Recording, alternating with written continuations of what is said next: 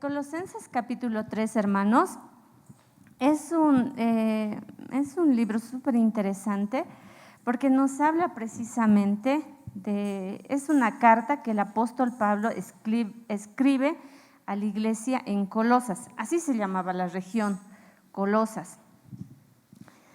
Entonces eso es lo que vamos a ver hoy. Antes, como introducción, anoche, a mí me cuesta un poquito hacer el tema de las introducciones, pero anoche, por ejemplo, escuchaba una noticia, no sé si ustedes han escuchado, de una joven que ha sido victimada por su esposo. Ella era joven, creo que tenía menos de 30, mi mamá me estaba contando, y yo decía, se me quedaba asombrada porque dicen el periodista habla y ellos dicen, no, ha sido despedida en medio de alabanzas de su congregación. Y diríamos, qué bonito, ¿no? O sea, por lo menos te queda la esperanza de que ella era cristiana y que se ha ido con el Señor. Pero qué triste su desenlace, ¿no? Porque ella tiene 2 hijitos, o tenía 2 hijitos, y ellos ahora están al cuidado de su abuelita materna. Y yo me ponía a pensar y decía, ¿qué pasó? O sea, ¿qué pasó? ¿Qué hizo? ¿Qué pasó con la iglesia? Todas esas cosas se me ponía a pensar, ¿no? Y el periodista, eso se me vino porque el periodista dijo, en medio de alabanzas ha sido despedida porque ella, de una congregación cristiana, ¿no? Entonces nos hace suponer que ella iba a la congregación. Entonces, este tipo de incidentes es algo tan frecuente dentro de nuestra sociedad. No es la primera vez que escuchamos ese tipo de noticias, ¿cierto? Y aún eso, hermanos, ocurre dentro de las congregaciones. Y precisamente este pasaje, más o menos el contexto histórico, ¿no?, de esta congregación que había sido, ustedes se acordarán que Pablo visitaba regiones y ahí instauraba iglesias, ¿no ve? Entonces levantaba iglesias y digamos dentro de la congregación decía, Camila es tan buena, es tan valiente y además ya está grande, ya es joven, puede llevar adelante una congregación. Entonces ponía a personas idóneas para que puedan llevar adelante la congregación. Sin embargo, Colosas no había sido ese su inicio de esta congregación. Nos dice la Biblia en los primeros capítulos de Colosenses, nos menciona que había un varón dentro de esta congregación que se llamaba Epafras. Este varón dice que era tan fiel, hermanos, que él era como el pastor de la iglesia. Esta congregación no había sido fundada por Pablo, pero sí era una congregación que estaba liderada por un buen siervo. Este se llamaba Epafras. También nos dice que esta congregación, estudiando un poquito, que esta congregación se había iniciado en medio de una ciudad que no era tan… Yo me acordaba cuando estudiaba esto de Potosí. Nuestro Potosí en sus inicios, ¿qué era? Era la cuna de la riqueza, ¿cierto? Así más o menos era Colosas. Entonces ahí hacían perfumes, era como tipo frontera entre diferentes ciudades, entonces era una ciudad muy rica. Pero ¿qué pasa con los años? Esta ciudad, como nuestro Potosí, ¿no?, se han sacado todas sus riquezas y al final muy pocas personas viven allá. Yo cuando viajé, tú ves todavía las casas derrumbadas, abandonadas, solamente con muritos así, porque la gente ha salido de ahí. Ese es más o menos, en medio de haber sido tan ricos en un momento, llega la crisis para Colosas y tienen ahí en medio de esa crisis de una ciudad pobre, en medio de eso se levanta una iglesia que Pablo nos relata y nos dice y felicita. Pablo está escribiendo desde la cárcel. Dice más o menos, estudiando la historia, que estaba en su primer encarcelamiento. Es ahí que está en Roma. Colosas era parte también. Entonces dice, él debe llegar las noticias, dice que llegan las noticias a él, de que en medio de esa situación difícil que estaba atravesando esa ciudad, se levanta una congregación. Y esta congregación es reconocida porque tiene una fe genuina. Tenían un líder bueno, que era Epafras, tenía un buen líder. Y también tenía miembros en su congregación, y eso para que nos acordemos, tenían miembros en su congregación que no eran judíos, hermanos, eran romanos y eran griegos. ¿Qué quiere decir? Para aquel entonces, gentiles. Muchos no conocían de la palabra, más lo que les estaban enseñando en aquel entonces en la congregación. Es un poquito como contexto histórico, y bajo esa perspectiva vamos a leer el capítulo 3. Entonces Pablo quiere hacer algunas recomendaciones a esta congregación, como él no lo había levantado a la iglesia, como él no había ido, como el pastor nos discipula, nos va enseñando, y así se cerciora de que estemos creciendo. Él no había hecho eso porque él no lo había implantado, él no lo había dicho que crezca. Entonces él lo que quiere es hacer recomendaciones a esta iglesia. Nos vamos a ir al capítulo 3, verso 18, y vamos a leer. El capítulo 3, verso 17. Aquí vamos a empezar y nos vamos a ir directo hasta el 4:1. Dice, y todo lo que hacéis, sea de palabra o de hecho, hacedlo todo en el nombre del Señor Jesús, dando gracias a Dios Padre por medio de Él. El 18. Ahí dice, casadas, estad sujetas a vuestros maridos como conviene en el Señor.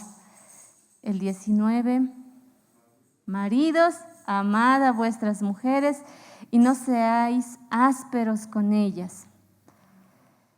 Hijos, obedeced a vuestros padres en todo, porque esto agrada al Señor. El 21. Padres, no exasperéis a vuestros hijos para que no se desalienten. Siervos, obedeced en todo a vuestros amos terrenales y no sirviendo al ojo como los que quieren agradar a los hombres, sino con corazón sincero, temiendo a Dios. Y todo lo que hagáis, hacedlo de corazón como para el Señor y no para los hombres, sabiendo que del Señor recibiréis la recompensa de la herencia, porque a Cristo el Señor servís. Mas el que hace injusticia recibirá la injusticia que hiciere, porque no hay acepción de personas. Finalmente, amos, haced lo que es justo y recto con vuestros siervos, sabiendo que también vosotros tenéis un amo en los cielos.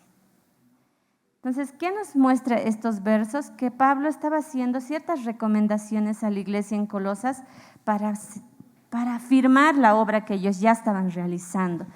Pero ¿por qué les dice?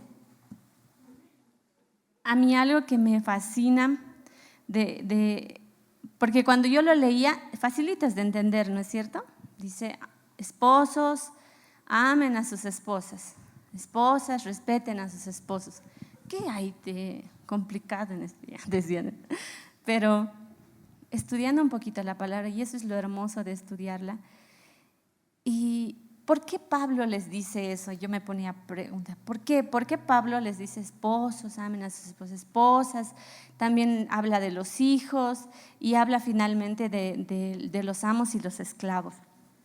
Les voy a leer un poquito de lo que he investigado, y este está en uno de los comentarios de Barclay. Dice, y se los voy a leer, dice, para la ley judía, la mujer era una cosa, propiedad de su marido, lo mismo que la casa o el ganado o el dinero. No tenía ningún derecho legal. Por ejemplo, el marido podía divorciarse de su mujer por cualquier causa, mientras que la mujer no podía hacer lo mismo, no podía divorciarse. Las únicas razones por las que se le podía conceder el divorcio a la mujer era que su marido contraiga lepra, sea apóstata de la fe judía, es decir, niegue a Dios, o si tomaba por la fuerza a una muchacha virgen. En la sociedad griega, nos acordamos, ¿no?, que la iglesia de aquel entonces estaba formada por romanos y griegos. La iglesia, la sociedad griega en aquel entonces, dice, una mujer, en la sociedad griega, una mujer respetable vivía en un aislamiento total, dice. O sea, una mujer respetable vivía en un aislamiento total. Es decir, si digamos, Monique, digamos, tú eres bien educada, ¿por qué se te consideraba educada? Porque no tenías amigas, no tenías amigos varones, vivías dedicada a tu casa, no salías, vivías en un aislamiento total, eras considerada una mujer respetable, solo si cumplías esas características. Nunca salía sola a la calle, ni siquiera para ir a comprar. Vivía en las habitaciones, vivía solamente en la habitación y no se reunía con varones ni siquiera para las comidas. Se le exigía un sometimiento y una castidad absoluta. Pero su marido, en aquel entonces, su contexto, pero su marido podía salir todo lo que quisiera y mantener las relaciones que quisiera fuera del matrimonio, sin que eso fuera ningún estigma.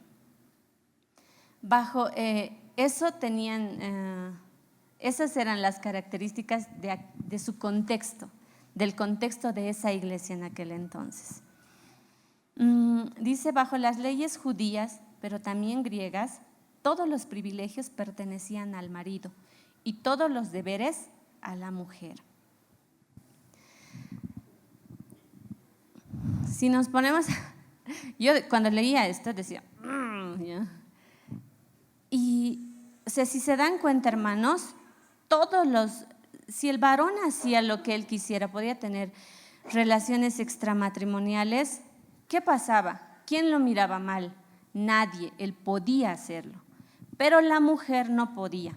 Y solamente por las causas que hemos leído, que si tenía lepra, porque cuando tenían lepra tenían que aislarlo, entonces podía ella solicitar el divorcio, o si había tomado por la fuerza a una mujer, a una niña virgen, podía ella decir, me quiero separar de él.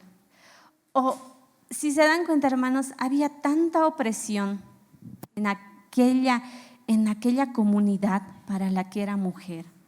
Pero el varón feliz y contento podía hacer lo que a él prefiriera, lo que para ellos era normal.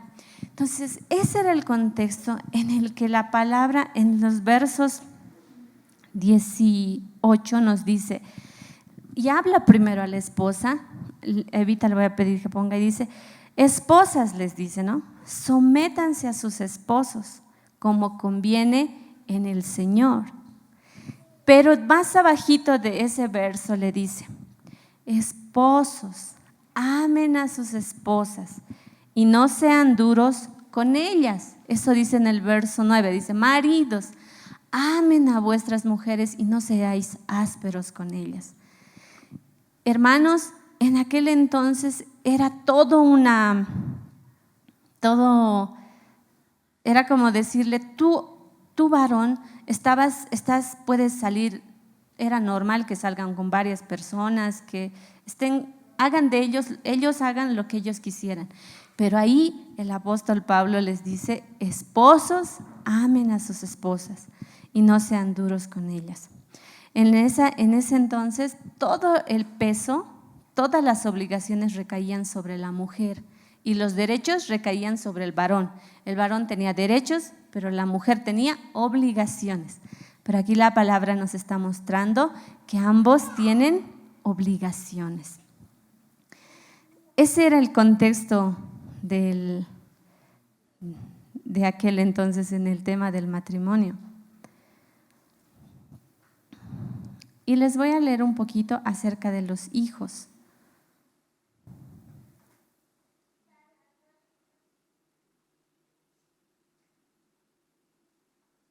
En aquel entonces, hermanos, los hijos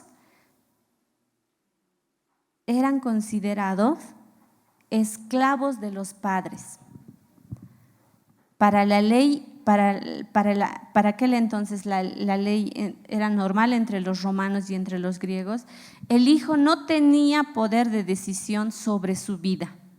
¿Por qué? Porque tenía un padre que podía decidir sobre él. Es decir, si alguno de ustedes quería casar a su hijo con la mejor persona que según a los ojos de ellos veían, con esa persona le casaban. ¿Quién era esa mejor persona? La que tenía mejores dotes, la que tenía más dinero, o aquella muchacha que pertenecía a unos padres que tuvieran todo el dinero que necesitara sus supuestos hijos. Los hijos no podían decidir ni siquiera lo que iban a vestir, no podían decidir acerca de su futuro. Ellos no podían decidir. Lo que generalmente pasa a veces cuando son chiquititos, ¿no? Nosotros les vestimos como queremos vestirles. Ya de grandes ellos ya se peinan, ellos ya quieren ponerse, ellos combinan su ropa. Pero aquel entonces, hermanos, hasta que sean grandes, hasta que sean muy ancianos, si el padre vivía, él podía seguir tomando decisión sobre sus hijos. Y en ese contexto, el Señor en el capítulo, nos muestra en su palabra, en los capítulos 20 y 21, dice: hijos, obedeced a vuestros padres en todo, porque esto agrada al Señor. ¿Eso qué quiere decir? Les está dando obligaciones a los hijos también. El 21, pero también dice: padres, no exasperéis a vuestros hijos para que no se desalienten. Otra vez nos está diciendo, hay obligaciones para los hijos, pero también hay obligaciones para los padres. ¿Qué más nos dice?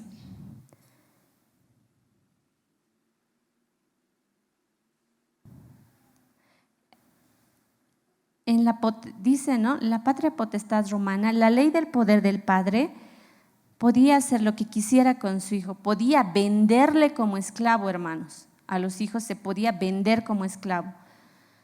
Podía hacerle trabajar como un obrero en su granja, tenía poder hasta de condenarle a la muerte y ejecutar la sentencia. Todos los derechos y privilegios pertenecían al padre. Si digamos el padre debía, podía pagarle con un hijo a su acreedor. Todo, hermano, el padre estaba a cargo de todo de sus hijos. Todo podía ser. Veamos qué pasa con los esclavos. También nos habla, ¿no ve? Más abajito de los esclavos, dice: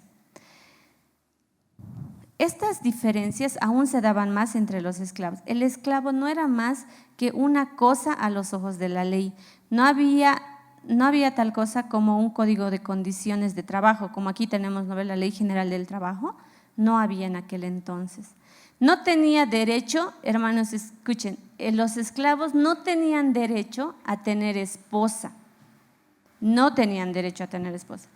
Y si cohabitaba, dice, o sea, si es que se metía en concubinato, ¿no ve? Si es que se metía en concubinato y tenía un hijo, este pertenecía ¿a quién? Al amo. Al amo le pertenecían sus hijos, no le pertenecían al esclavo. Lo mismo si ellos, digamos, su amo le ha regalado, te regalaré una ovejita, y estas ovejitas tienen hijitos, las crías de estas ovejitas, ¿a quién le pertenecían? Al amo, no le pertenecían al esclavo. Absolutamente todo le pertenecía al amo. ¿Qué derecho tenía el esclavo en aquel entonces? Nada, hermanos, nada. No tenía ni derecho a casarse. Podía enamorarse porque sobre los sentimientos tampoco el esclavo podía limitarle, pero solamente podía juntarse con esa persona, pero no podía casarse. Y ahí nos habla el verso 22, el apóstol Pablo le escribe a la iglesia en Colosas y dice: siervos, les escribe primero a los siervos, obedezcan en todo a vuestros amos terrenales, no sirviendo al ojo como los que quieren agradar a los hombres, sino con corazón sincero, temiendo a Dios. El 23. Y todo lo que hagáis, hacedlo de corazón como para el Señor y no para los hombres. 24. Sabiendo que del Señor recibiréis la recompensa de la herencia, porque a Cristo el Señor servís. Mas el que hace injusticia recibirá la injusticia que hiciere, porque no hay acepción de personas. ¿A quién le está hablando? Le está hablando a los esclavos. ¿Qué les dice? Le dice: ustedes que son esclavos, obedezcan en todo a sus amos terrenales. No solo cuando les estén mirando, dice, no solo cuando te estén mirando hagas lo que tienes que hacer, sino con integridad de corazón y por respeto al Señor, haz como si el Señor te estuviera mirando. Hagan lo que hagan, trabajen de buena gana como para el Señor y no como para nadie en este mundo. Conscientes, dice, de que el Señor los recompensará con la herencia. Ustedes sirven a Cristo el Señor. ¿Qué les estaba diciendo a los esclavos? Les dice: ustedes antes servían de mala gana, tal vez. Servían porque trabajo en vano, estoy haciendo rico a esta persona, yo me esfuerzo, hasta mi ganado le pertenece. Seguramente decían, era natural, ¿no? Natural, tantos años de trabajo, y ellos sabían que no iban a obtener nada al final de todos esos años de trabajo. Pero ahí el Señor habla a través de su palabra y les dice: ustedes trabajen como para el Señor. ¿De quién recibirán recompensa? Dice. Del Señor. Dice: ustedes trabajen porque ustedes sirven a Cristo el Señor. Trabajen como para el Señor, dice la carta. Sin embargo, el verso 25 también les da una advertencia y le dice: mas el que hace injusticia recibirá la injusticia que hiciere, porque no hay acepción de personas. Como quien en mi oficina dice, ¿no? O decimos, lo que estás sembrando, eso vas a cosechar. Eso más o menos dice este verso, ¿no? Y eso les habla a los esclavos, pero después el capítulo 4:1 dice: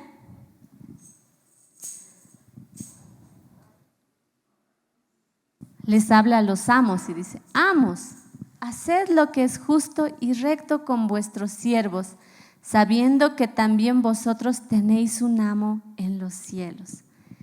¿Qué les dice a los amos?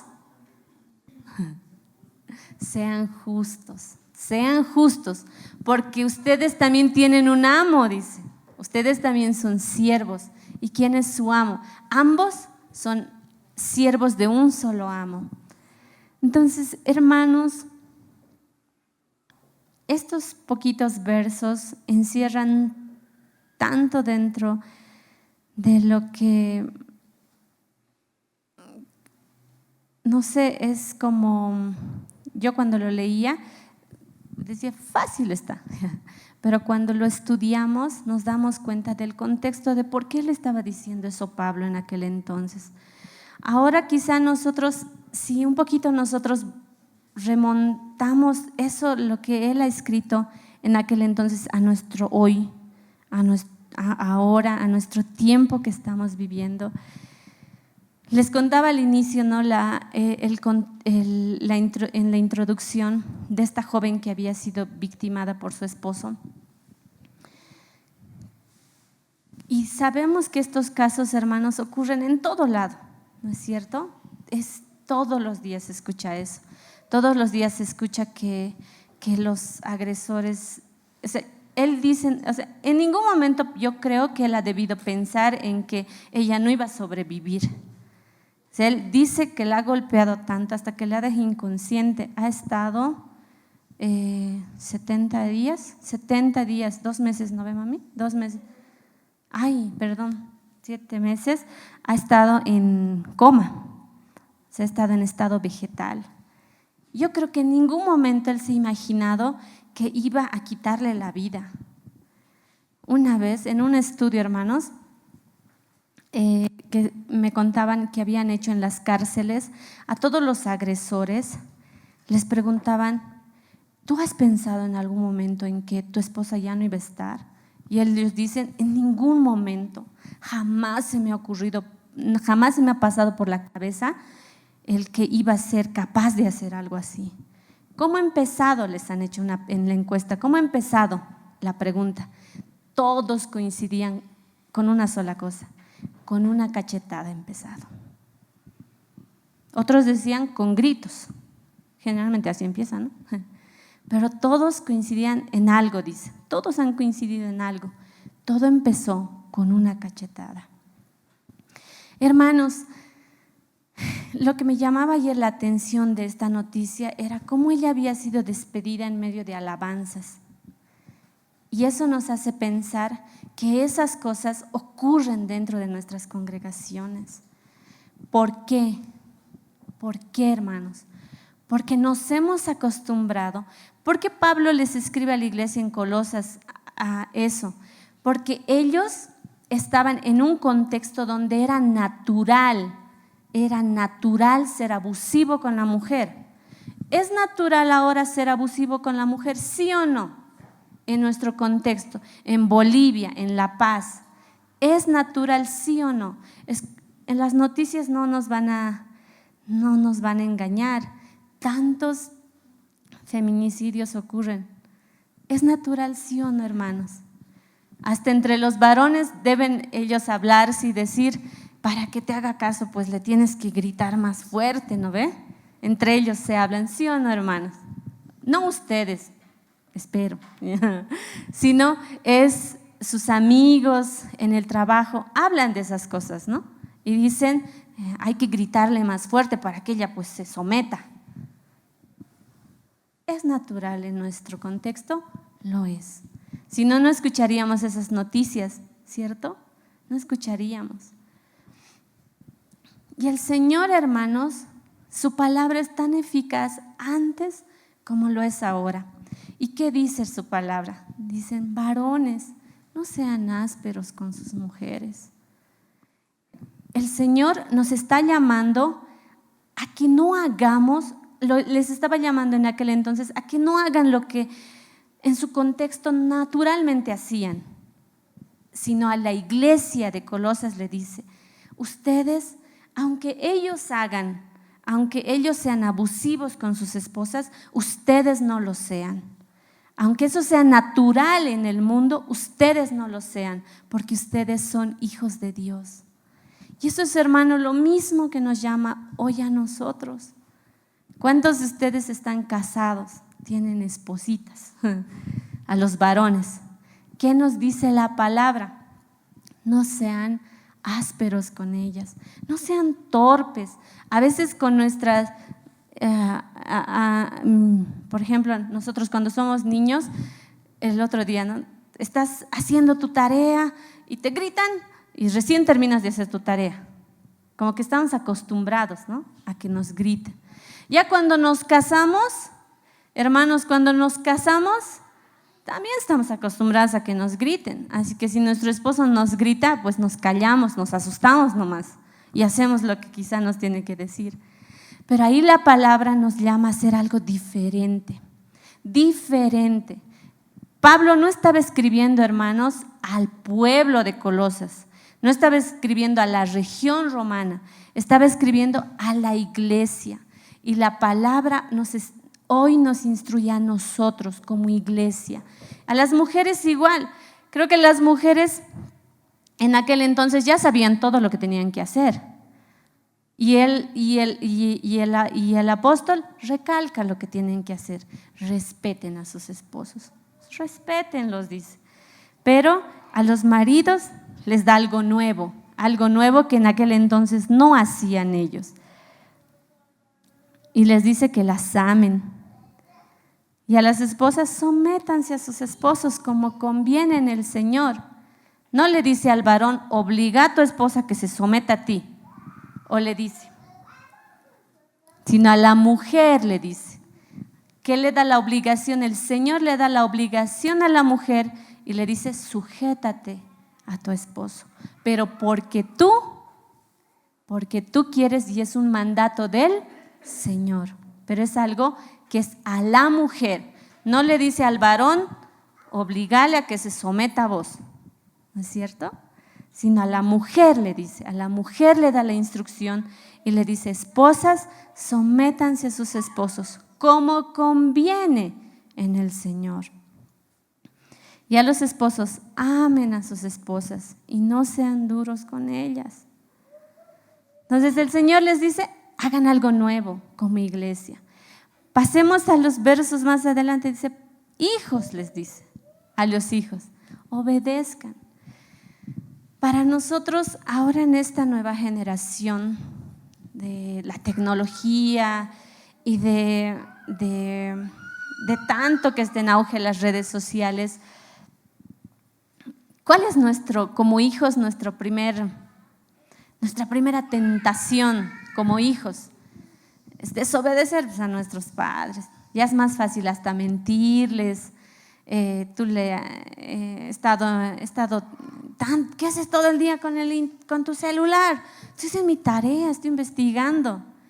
Y tú como padre ni sabes manejar el celular, dices, debe ser cierto.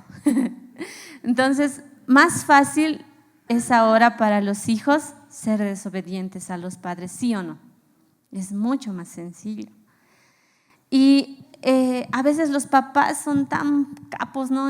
O la Blanca, por ejemplo, investiga y dice cómo puedo proteger a mis hijos, y le pone parches al celular y un día nos dice, en el celular de su primito.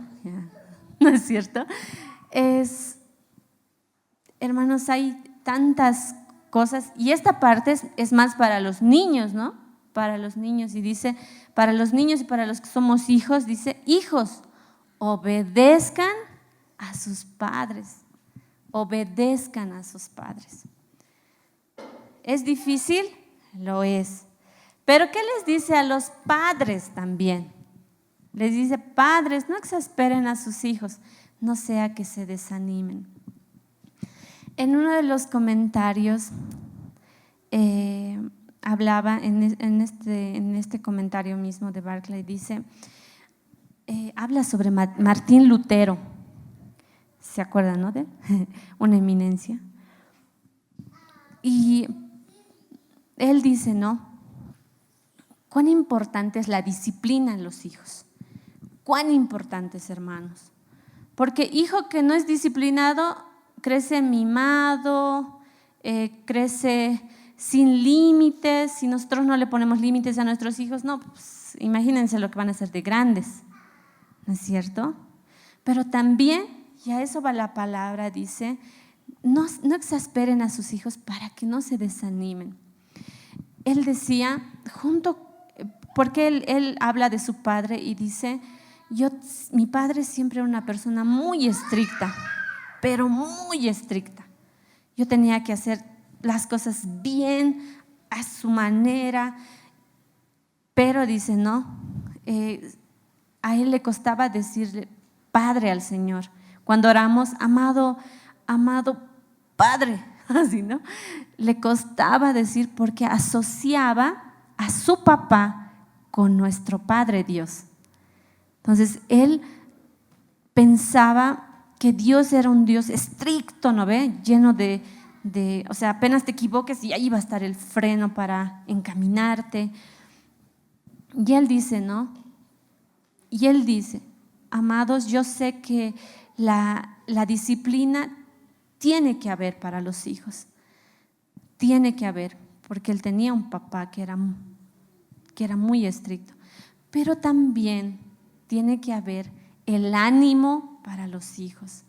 Así como está la vara en tu mano para guiarlo cuando se está yendo por otro lado. Asimismo, él dice y hace una analogía, tiene que estar la manzana para felicitarlo cuando está haciendo lo correcto. Hermanos, es tan importante para los padres tener un equilibrio entre ambas cosas. Que sepa, un día, por ejemplo, Jaciel me decía, bien feliz, tía, me he portado mal, mi mamá me ha reñido, dice, ¿no? Y me ha castigado. Pero, me dice ella, y ahí he entendido por qué estaba feliz, pero me ha dicho, ella dice, ¿no? Me ha dicho que aunque yo me porte mal, mi mamá siempre me va a amar. Siempre me va a amar, tía. Yo ya le había castigado, ¿no? Pero estaba feliz porque su mamá le había dicho que aunque se porte mal, siempre le iba a amar. Y cuán importante, hermanos, creo yo, es eso, ¿no? Corregir a tu hijo, pero también aquí está tu mano para abrazar y sostenerlo, porque se van a equivocar, ¿sí o no? Yo me he equivocado. Ustedes se han equivocado, ¿no? Ellos se van a equivocar. Pero ahí uno tiene que estar seguro de que aunque se equivoque, ahí ellos tengan la seguridad de que su mamá, su papá van a estar ahí para alentarlos. ¿Amén? Entonces, en esa sociedad de griegos y romanos donde el hijo no valía nada, donde tú le podías vender o pagar con tu hijo las deudas que él tenía, en ese contexto, la palabra eficaz de esta carta les dice a los colosenses, tú como padre, sé diferente a lo que tu contexto te muestra. Y hermanos, nuestro contexto no es diferente al de los colosenses en aquel entonces. Hay padres abusivos, hay padres violentos, hay padres que son hasta los propios verdugos de sus hijos, hermanos. Pero en medio de esta sociedad que está dañada y tal vez maleada, ahí el Señor nos llama a nosotros a ser diferentes, a saber. Yo cuando me quedo a cargo de la Jaciel o del Elías, digo, qué difícil es ser padre, porque me canso, termino agotada, llega mi hermana y lo primero que hago, aquí están tus hijos. Y digo, qué difícil debe ser padres de 24 horas, 7 días a la semana. ¿No ve, Elías? Pero también es tan gratificante, hermanos, cuando vienen con una sonrisa, te abrazan, o cuando ves sus calificaciones, o cuando te felicitan porque tienes un hijo tan lindo y tú dentro de ti dices, toda la noche no he dormido. Hermanos, es difícil la labor de padres. Yo sé que ni siquiera alcanzo a entender así. Lo máximo que he estado con mi sobrina han sido un par de meses, porque mi hermanita estaba internada en el hospital, y el Javier no me va a dejar mentir que el último mes, y ya estaba saliendo de control. Y a la Jaciel, haz tu tarea, Jaciel esto. Entonces era complicado. Mi mamá ya lloraba, porque ella se quedaba en el día, lloraba y decía, la Jaciel en las mañanas no se quiere poner su ropa. Era caótico, hermanos, caótico. Y yo a veces me pongo a pensar, digo, ¿qué será de aquellas mamás que tienen más de un hijo? Yo estaba con una, que era la Jaciel. Y decían, no, esto es terrible, esto es terrible. Pero en medio de eso, hermanos, yo tengo la seguridad de que si el Señor te ha hecho madre, de que si el Señor le ha hecho padre, es porque el Señor confía en que ustedes van a hacer una buena labor. Yo no tengo hijos, quisiera. No tengo la dicha de tener hijos. Dice que los hijos son herencia de Jehová. ¿Qué es una herencia, hermanos? ¿A quiénes les han heredado una casita, un terrenito o algo? ¿Ah? A ella le han heredado. A mí espero, ya no. No, pero hermanos, cuando nos… A mi papá, ¿no? Está. Cuando nos heredan, ¿es algo que es nuestro esfuerzo? No ve, no es nuestro esfuerzo. Si nos heredan una casita o algo chiquito, grande, es pues una riqueza que tenemos, nuestro patrimonio ahí guardadito, ¿sí o no? La palabra compara eso, a los hijos compara con eso. Dice, ¿y herencia de quién? ¿De tu papá, de tu mamá, de tu tío, de tu padrino? ¿De quién es herencia? Dice. De Dios, hermanos. Un hijo es herencia de Dios. No lo merecías, pero el Señor te está confiando. Si a mí, digamos, un día mi papá me quiere regalar una casita, o me quiere regalar un autito, o me quiere regalar su baúl, entonces esa es la herencia de Él. Yo no me he esforzado por tenerlo, no me he esforzado, pero ha venido de gratis para mí. De gratis. ¿Para qué? Para que yo lo cuide tanto como Él lo quiere. ¿Y qué te regalan? Lo más bonito te regalan, ¿no ve? Lo mejorcito te regalan, porque lo que no es bueno lo botan, pero tus papás lo mejorcito que tienen te regalan. Y así el Señor, lo mejorcito que tiene, te ha encomendado a ti como papá, como mamá, tu hijo o tu hija. Y a los que tienen más herencia el Señor les ha dado. ¿Es difícil, hermanos? Lo es. ¿Te saca de tus casillas? Te saca de tus casillas.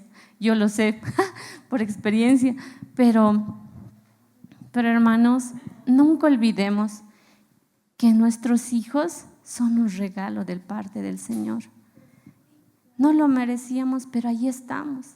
Y ahí la pregunta para nosotros es, ¿qué estamos haciendo? ¿Estamos haciendo como nuestra sociedad hace? Los golpeamos cuando nos da rabia, cuando estoy enojado me desquito con ellos, cuando me he ido mal en el trabajo, llego a la casa y les grito, cuando mi esposa me ha hecho renegar, a ellos les digo, tu madre, pues tu madre. ¿Qué estamos haciendo con ellos, hermanos? Con eso mejorcito que el Señor nos ha regalado, que nos ha otorgado a nosotros, de su herencia nos ha dado. ¿Qué estamos haciendo? Yo digo, ¿qué sería si a mí me diera una herencia? Me puedo esforzar, pensaba, ¿no? Pero hermanos, eso yo puedo decir porque no tengo hijos. Pero ustedes que tienen, pueden decir, yo sí tengo herencia del Señor. Y yo soy más afortunado que la hermana Marlene, porque yo tengo herencia del Señor en mis manos. Y ahí el desafío, hermanos, para cada uno de ustedes, como dice la palabra, padres, no exasperen a sus hijos, no sea que se desanimen. Por el testimonio de nosotros, hermanos, nuestros hijos un día van a conocer al Señor.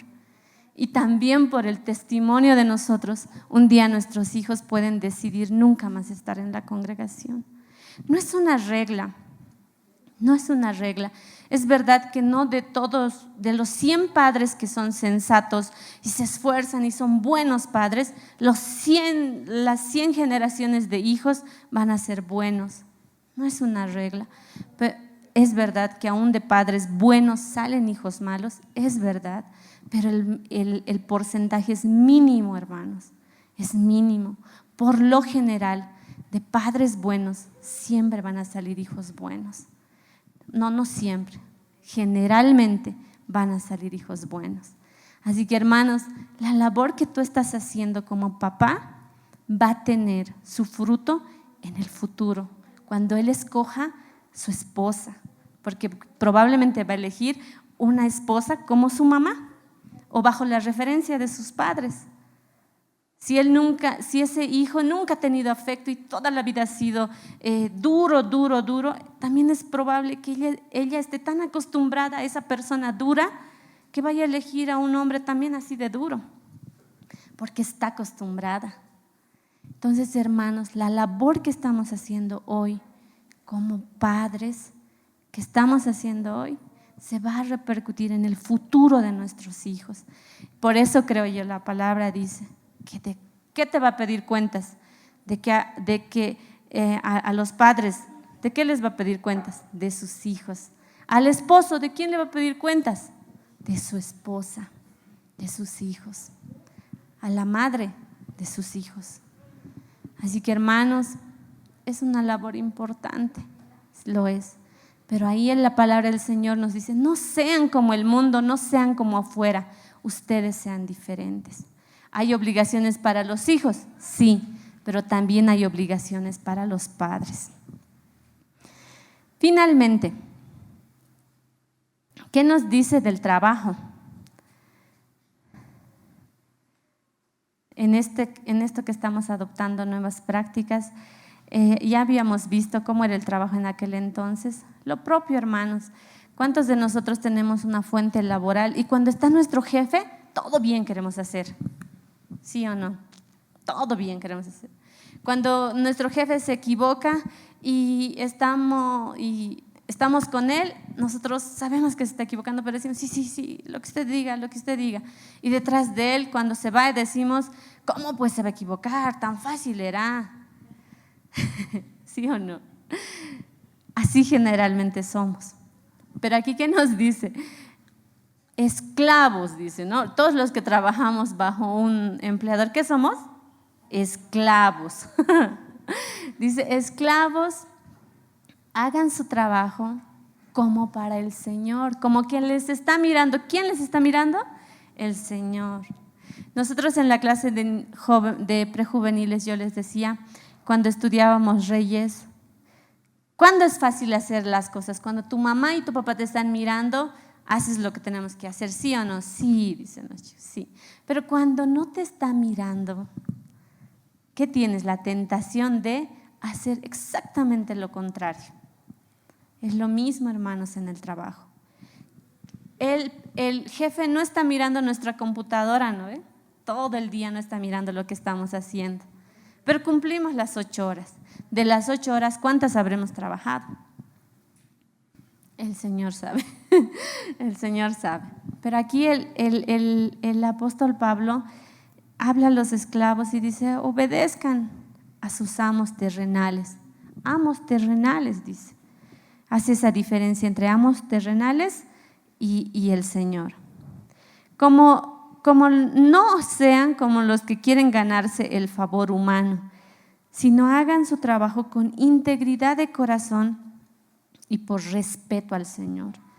Hagan lo que hagan, trabajen de buena gana, no decaídos, no aburridos, yo decía, a veces me quejo tanto, decía, y cuando leo esta parte y dice, de buena gana, Marlene, perdón, he estado pecando, porque a veces nos quejamos, ¿no? Que es mucho, que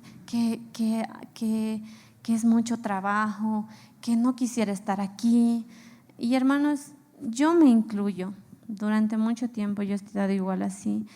Y aquí la palabra nos dice, háganlo de buena gana, como para el Señor. Y no como para nadie en este mundo. Y la promesa es aquí, hermanos, y esto es algo poderoso, dice, conscientes de que el Señor los recompensará con la herencia, que sea hijos, ya no, sino conscientes de que el Señor los recompensará. Una vez, un hermano cuando estábamos en la CCU nos vino a hablar de trabajo y él nos contó una experiencia bien bonita que decía, cuando él trabajaba, dice que en uno de sus trabajos le pagaban muy poco, y él dice, era injusto que me pagaran tan poco, pero dice él, entendí que mi trabajo no debe ser para el hombre, sino debe ser para el Señor. Y él dice, lo hacía de buena gana, daba mi esfuerzo, y decía, Señor, estoy trabajando para ti, no tengo que desanimarme. Y así un día lo despiden. Dice él, pero sí he hecho todo lo que tenía que hacer. Cuando al poco tiempo encuentra un nuevo trabajo en el que ganaba el hermano el doble de lo que ganaba antes. Y él dice, he entendido esta palabra cuando dice, porque el Señor te recompensará porque estás trabajando para Él. Y él nos alentaba y decía, siempre da más de lo que tu sueldo alcance a pagar. Si tú ganas una cantidad y piensas que es bueno, es un buen sueldo, porque no tienen otros esa oportunidad, tú lo consideras bueno, siempre da más de lo que tu sueldo alcance a pagar. Dale un poco más, un extra más. Si tu horario es 5 en punto y tú has trabajado todo el día y has llegado puntual y todo, y sabes que puedes ayudar en hacer un proyecto o puedes ayudar en tu jefe con algo, siempre da más de lo que tu sueldo alcance a pagar. ¿Por qué? Porque hay un Dios que es justo y está mirando tu trabajo, que te recompensará como es justo, no como para los hombres, dice, no como para quien mira tu trabajo aquí en la tierra, sino como para el que está mirando desde allá en los cielos y sabe, y Él es galardonador de aquel que lo merece. Hermanos, el Señor no es deudor de nadie. Y el Señor, cuando nos está mirando, ese hermano decía, yo sabía y era consciente de que estaba haciéndolo para el Señor. Y me han despedido, dice, de recompensa. No, ha sido el propósito de Dios para llevarme al lugar en donde realmente me iban a dar un sueldo que merecía. Entonces, hermanos, es difícil. Yo sé que es difícil estar en el trabajo cuando tu jefe no te mira, hacer lo que, no sé, meterte a navegar por internet, estar con tu Facebook. Es difícil, hermanos, es difícil. Pero ahí en medio de todo eso, esforcémonos como iglesia y como hijos de Dios a ser diferentes a los que están afuera. Porque de lo contrario, ¿qué habría de diferente? ¿No es cierto?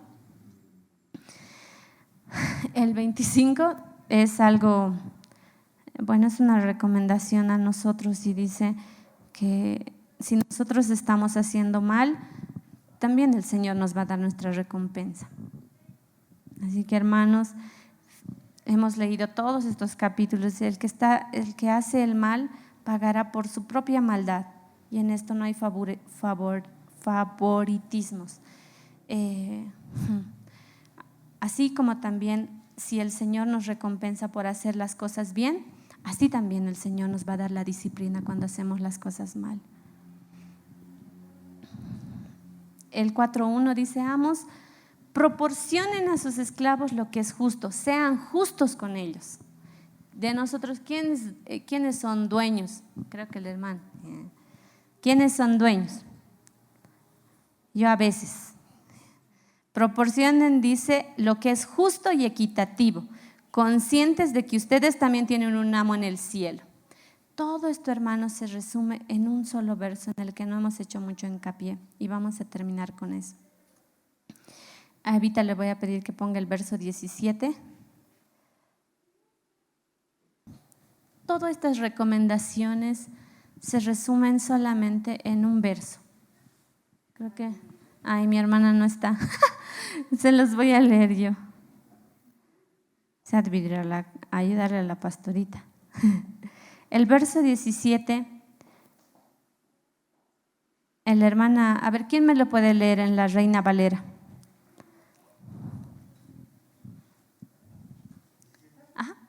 3:17. Todo lo que hacéis, sea de palabra o de hecho, hacedlo todo en el nombre del Señor Jesús, dando gracias a Dios Padre por medio de Él. Amén. Todo lo que hagamos, sea de palabra o sea de obra, de hecho, todo, hasta cuando le das a tu hijo, todo lo que hagamos, dice, todo lo que hagamos, sea de palabra o sea de hecho o de obra, háganlo en el nombre del Señor. ¿Eso qué quiere decir? Hazlo consciente de que el Señor te está mirando. Todo lo que hagamos, hermanos, sea de palabra, de obra, de hecho, hagamos con la idea y la firme certeza de que el Señor está aquí a nuestro lado y nos está mirando cada una de nuestras acciones. Si no está ahí tu papá para mirar lo que estás haciendo, está el Señor para mirar lo que estás haciendo. Si no está ahí tu jefe para mirar tu trabajo, todo lo que haces durante el día, está el Señor mirando eso. Cuando estás discutiendo con tu esposa, ¿quién está en medio de la discusión? ¿O estás discutiendo con tu esposo? ¿Quién está en medio de la discusión? Dile. Dios. Dios está en medio de esa discusión, hermanos. Y la pregunta para cada uno de nosotros es, como a los niños, ¿no? Cuando tu papá, sabes que tu papá y tu mamá te están mirando, ¿tratas de portarte bien, sí o no? Sí. Ahora nosotros sabemos, hermanos, que Dios nos está mirando. ¿Y qué haríamos? Si le tuviéramos aquí, Él es invisible, pero la palabra dice que Él siempre está. Y aquí la palabra hoy nos recuerda lo mismo. Hagan todo como para el Señor, sabiendo que Él está ahí presente. Conclusiones. Toda relación, hermanos, es en el Señor. Toda relación debería ser en el Señor. Lo que decíamos, ¿no? Teniendo en cuenta que el Señor invisible está en nuestros hogares, está en nuestros trabajos y está en cada una de nuestras actividades cotidianas. Él está en todo, hermanos, en todo. Él nos está mirando absolutamente todo lo que hacemos. Hasta nuestros pensamientos sabe. Ni el enemigo sabe nuestros pensamientos, pero el Señor sí. Segundo, toda relación se basa en las obligaciones mutuas. Si Dylan tiene la obligación de obedecer a sus papás tienen la obligación de cuidarlo también, de guiarlo bajo la guía del Señor, de guiarlo correctamente. Si tú como esposa tienes obligaciones con tu esposo también tiene obligaciones contigo, de cuidarte y de amarte como el Señor lo haría en su lugar. Si tú eres amo, tienes obligaciones como patrón. Y si tú eres esclavo, también tienes obligaciones como empleado. Entonces, toda relación, hermanos, se basa en obligaciones mutuas. Todos tenemos obligaciones hacia el resto y el resto también hacia nosotros. En toda relación, hermanos, debo preguntarme, ¿qué les debo yo antes de preguntarme qué me deben ellos a mí? Yo como hijo puedo decir, mi papá tiene la obligación de vestirme, de lavar mi ropa. Un día Jaciel me dice, tía, no puedo, ¿por qué esto está sucio? Pues tía, no puedo lavar mi ropa porque por ahí me mojo. Desde el siguiente sábado vas a lavar tus medias. y ella, no, dice, y luego, ya tía también, ¿no? Le explicas y le haces entender. Pero también los padres tienen obligación de esforzarse, ¿no es cierto?, por sus hijos, por darles una calidad de vida que corresponda. En cada relación, hermanos, antes de obligarle a la persona que está bajo mi cuidado, antes de preguntarle, yo soy mamá, yo me esfuerzo, he escuchado eso varias veces, yo tanto he sufrido. Antes de poner por encima lo que yo soy, debo hacerme esa pregunta, ¿qué le debo yo como mamá, como papá a ellos? ¿Qué le debo yo como empleado a mi jefe? ¿Qué le debo yo como hijo a mis papás? Así, hermanos, siempre preguntémonos, antes de preguntar ¿qué me deben ellos a mí? ¿Qué les debo yo a ellos? Amén. Con eso terminamos. Es linda la palabra cuando la estudiamos y se dan cuenta en versos que tal vez seguro todos hemos leído y hay tanta riqueza. Así que, hermanos, el principal llamado del apóstol Pablo en aquel entonces era que la iglesia no sea igual que afuera.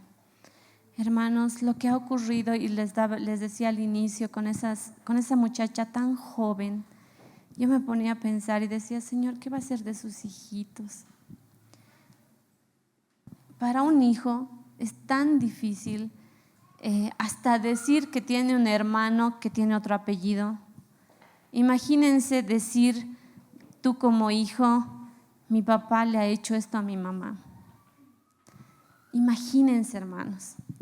A veces no nos damos cuenta de que nuestros actos se parecen a los que están afuera y no están dentro de las iglesias.